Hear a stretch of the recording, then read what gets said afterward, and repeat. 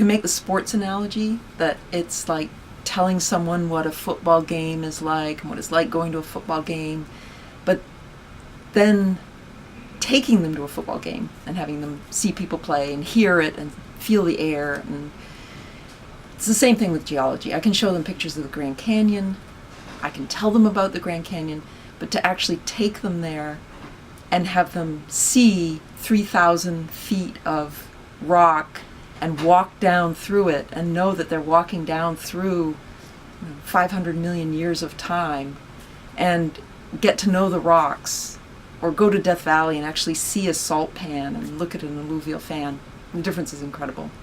Well, I teach Renaissance art history. Taking students abroad is a way that they can actually experience the works of art on site and in person.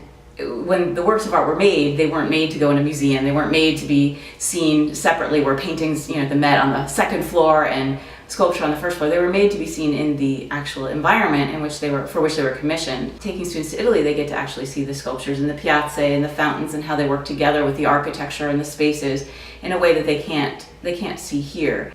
When we went to Panama, we were working in an orphanage as a service learning project. And at first, my students were a little, not standoffish, but they weren't really sure what to do with the children that we were working with at the orphanage.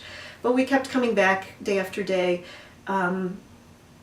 Maybe the second to last day, one of my students hadn't felt well, so she didn't come. And we got to the orphanage, and the little girl, Clara, who had been sitting on her lap every day since we'd gotten there, was wondering, where was Amy? Where's Amy?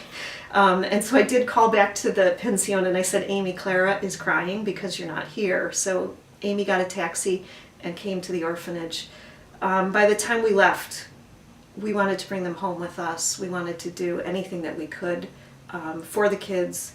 There were really fantastic bonds that were formed there. We will be flying into Madrid, but then heading straight north, and we're going to walk part of the Camino de Santiago, the Way of St. James.